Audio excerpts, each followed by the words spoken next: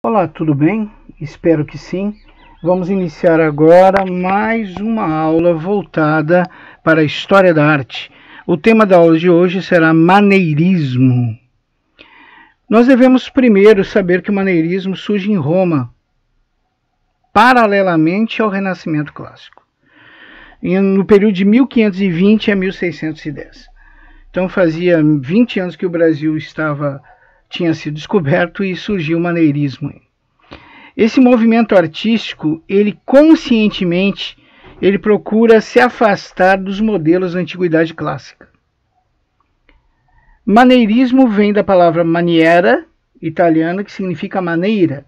As principais características do maneirismo é a estilização exagerada, o capricho nos detalhes, a arte de labirintos, espirais e proporções estranhas. Consequentemente, o maneirismo surge baseado na decadência do Renascimento Clássico. Quando o Renascimento Clássico começa a apresentar seus primeiros sinais de decadência, o maneirismo surge com toda a força. Os artistas maneiristas sempre buscam elementos que permitam renovar e desenvolver todas as habilidades técnicas adquiridas durante o Renascimento. No entanto, eles se voltam por um caminho oposto ao do Renascimento. Eles têm como inspiração o espírito religioso reinante na Europa nesse momento. O homem já não é a principal medida única do universo.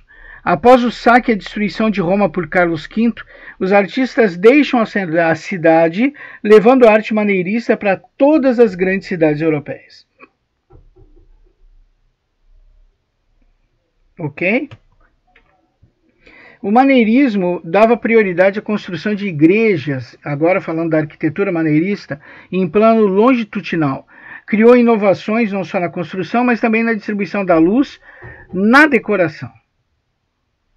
Arquitetura maneirista. Como nós falamos anteriormente, a arquitetura maneirista ela dá prioridade à construção de igrejas no plano longitudinal e ela cria inovações não só na construção, mas também na distribuição da luz e na decoração. Nestas obras, nessas igrejas maneiristas, até mesmo o controle da sombra era preocupação dos arquitetos. Principais características: guirlandas de frutas e flores, balastradas com figuras minuciosas vão compor a decoração.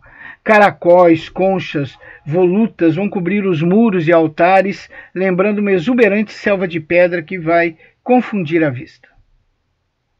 Arquitetura maneirista ainda, nós podemos falar que na Europa nós encontramos vários exemplos da arquitetura maneirista ainda hoje, como nós vamos ver daqui um pouquinho.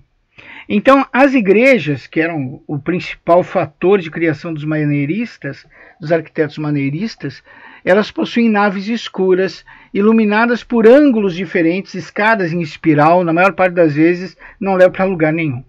Palácios e casas de campo, contraste entre luz e sombra, com decoração de interiores ricamente adornada. Os afrescos das abóbadas coroam esse caprichoso e refinado estilo.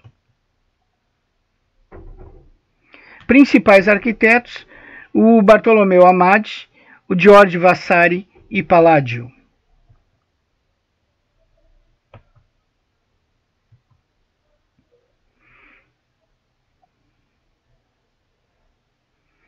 Então agora, gente, nós vamos ver alguns exemplos da estupenda arquitetura maneirista. Aí nós temos o pátio do Palácio do Chá, né? Lindíssimo, né? É uma obra do século XVI. Nós temos o Teatro Olímpico do Palladio, que fica em Vicenza, na Itália, também uma obra do século XVI. Nós possuímos o Pátio do Palácio de Pitti, feito por Bartolomeu Amati, né? Isso é em Florença, na Itália, século XVI. Nós temos o Teatro Olímpico, aí é a parte da cena, né? Também criado por Palladio. Também em Vicenza, Itália, foi projetado no século XVI. Magnífico, né? Esse é o meu favorito, né? Holoton Hall, criado por Robert Smithson. fica na Grã-Bretanha, também no século XVI. Eu sou apaixonado por essa construção arquitetônica. Vocês podem ver que nós já estudamos o Barroco, a similaridade, né, entre o Barroco e o maneirismo é muito grande. Bom, Villa Barbaro, né, também em Veneto, Itália, projetado no século XVI, é uma obra lindíssima. Então, a arte mais representativa do espírito maneirista, né, a pintura. Os pintores da segunda década do século XV é que criam esse novo estilo. Eles procuram distorcer, deformar a realidade renascentista, que já não satisfaz. Os maneiristas diziam que os renascentistas, com seu racionalismo e seu cientificismo, sugaram a alma da arte e a beleza da arte. E eles procuram de todas as formas retornar a essa beleza, a essa grandiosidade da arte que nada tem a ver com racionalismo e cientificismo, na opinião dos maneiristas. Então tem a revalorização da arte pela própria arte. Então a arte não deve ter significado, a arte não deve carregar consigo ideologias, satisfazer determinadas classes sociais. A arte se realiza e se valoriza por ser arte. Então, as principais características, nós estamos falando das pinturas maneiristas, né? Composições onde multidão de figuras se comprimem em espaços muito pequenos. O resultado sempre vai ser a formação irreal, com uma atmosfera muito densa e permanente. A luz sempre se detém sobre determinados objetos e figuras, produzindo sombras incapazes de existir na realidade. Os protagonistas da figura já não se posicionam no centro, na perspectiva, como acontecia com os nossos amigos renascentistas. Principais características: nos corpos das figuras, formas sempre esguias, alongadas, substituem os membros bem torneados e desenhados dos renascentistas. Os músculos fazem agora contorções absolutamente impróprias para seres humanos, né? Rostos melancólicos e misteriosos surgem entre as vestes, sempre com drapeados minuciosos e cores brilhantes. O principal artista do maneirismo é o Greco.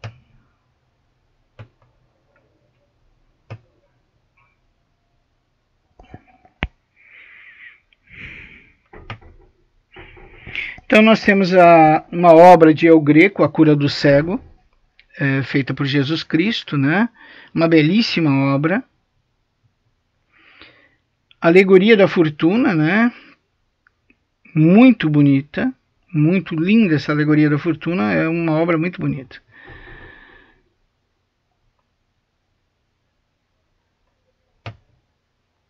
A Última Ceia. Vocês podem ver que a Última Ceia, feita pelos maneiristas, ela toma um tom bem soturno, um tom bem que antecede um evento triste e calamitoso. A luz se concentra sempre nas proximidades de Jesus Cristo e foca nele. Todos os demais estão envolvidos numa penumbra. É muito interessante essa mensagem de Tintoretto na sua Última Ceia. Aí vocês têm a figura de Diana Caçadora, personagem mitológica, né, que está no Museu do Louvre, é uma obra do século XVI, muito bonita também. Adão e Eva, também Tintoretto.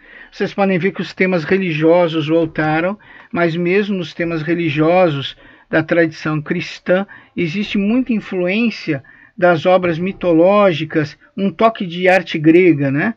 Esse Adão e Eva quase parecem dois personagens da mitologia grega. A Criação dos Animais, feita por Tintoretto, né? Está na Academia de Veneza e foi criado no século XVI, também muito bonito e impecável, né?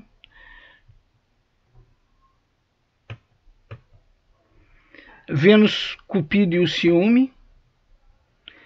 muito bonito também, um Brosino, né? Uma obra de Brosino, né? Aguinaldo Cosme e o Mariano.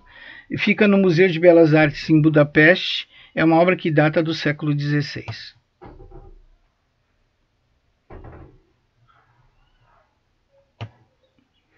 O Casamento do Místico de Santa Catarina, aí é uma obra de Veronese, muito bonita, está na Academia de Veneza, né? É uma obra do século XVI. Então, como eu havia falado para vocês, essas obras elas mostram claramente as formas clássicas se somam ao novo conceito intelectual de arte pela arte e o distanciamento da realidade. Repetem-se as características de arquitetura e da pintura maneirista, também se repete esse conceito de afastamento da realidade, com formas sempre caprichadas, proporções estranhas, superposições de plano, exageros de detalhe e elementos que sempre criam uma atmosfera de tensão. Principais características, né? A composição típica das figuras umas sobre as outras no equilíbrio aparentemente frágil. As esculturas maneiristas, elas possuem essas características que são, de certo ponto, até forçadas pelos escultores, porque eles querem buscar de toda forma uma diferenciação das obras renascentistas. Então as figuras vão ser unidas por contorções extremadas, exagerado alongamento de músculos e assim por diante. Os principais escultores, Bartolomeu Amati e Giampolona.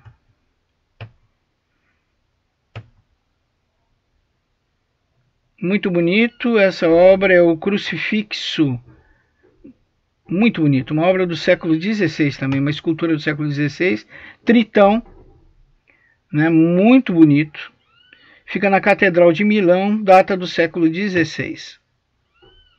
Então, apesar deles combaterem o renascentismo, eles ainda se apegam a temas mitológicos, a mitologia. No entanto, eles trazem esse tema para a nova estética da pintura, que não se preocupa mais com proporções, com realismo, mas sim em divulgar sentimentos, momento, tensão e assim por diante. As Três Graças, muito bonito, também está no Museu do Louvre, e data do século XVI, essa obra. Magnífica essa escultura, realmente. Nós temos aí a Fonte de Netuno, né? Muito bonita, uma obra que data também do século XVI. O século XVI foi o período do maneirismo, né? Que eles mais desenvolveram obras. Pessoal, eu espero que vocês tenham gostado dessa videoaula. Podem revê-la quantas vezes vocês acharem necessário. Colocarei também na plataforma um material apostilado falando de maneirismo e impressionismo, para que vocês tenham toda a espécie de recurso para o simulado 3. Eu espero que todos vocês fiquem bem, que Deus os abençoe a vocês e vossas famílias. Um até breve e um forte abraço.